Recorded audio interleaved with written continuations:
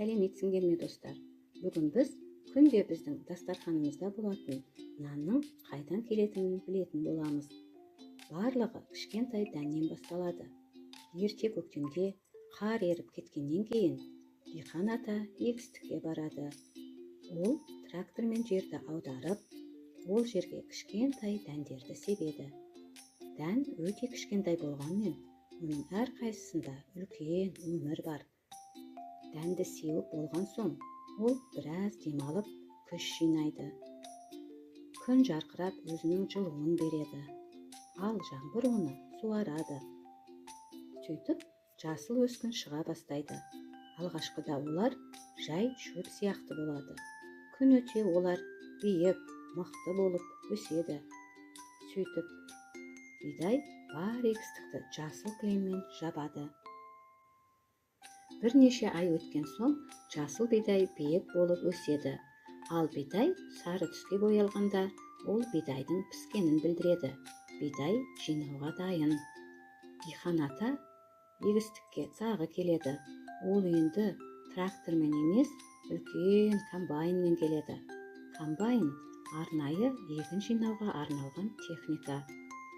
Ол жай жүре отырып, бидайдың дәндерін ажыратып тазалайды. Бір мезетте бидайды бөлеп, оның сабағын бөлек етіп, орып шығады. Піскен егінді осылайша жайлап жүріп отырып жинайды. Ойлап қарашы, аз ғана уақытта осындай комбайн бірнеше тонна бидайды жинап шығады. Ал жиналған бидайды үлкен жүк көлігіне салады. Жүк көлігі оны диірменге алып кетеді. Осы бидайдан ұн жасайды. Білесің бе, біздің жеп отырған нанымыз қандай үлкен еңбекпен келеді. Диірмен үлкен көліктер алып келген кішкентай ғана бидайды майдалап, аппақ ұнға айналдыратын арнайы орын. Бұрын диірменде үлкен тас диірмендер болған. Ал енді қазір жұмыстың барлығын техника атқарады. Бірақ жасалуы дәл солай. Дән ортасына түседі. Сөйтіп ұсақталып, ұнға айналады. Сол ұннан нан пісіріледі. Диірменнің іші тап-таза және жаңа тартылған ұнның иісі шығып тұрады. Ал одан кейін не болатынын бәріміз бірге көрейік. Ұнды наубайханаға алып келеді. Мұнда наубайшы ұнға кішкене тұз, ашытқы салып, су құйып, оны жақсылап араластырып ашытады. Жұмсақ қамыр дайындайды. Бұл дәмді нанды пісірудің бастамасы. Қамыр көтерілгеннен кейін оны ыстық пешке салады. Нан әдемі болып қызарып, иісі мұрын жарып, жұмсақ болып піседі.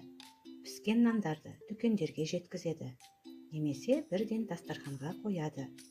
Оны маймен, тамақпен, тіпті тек өзін ғана жесең де өте дәмді. Міне, көрдің бе? Жай ғана дәннен керемет нан пайда болды. Жай ғана дән демейміз, алтын дән дейміз. Көктемде егін егетін, күзде жиып беретін, біздің дала бай дала, алтын астық айнала.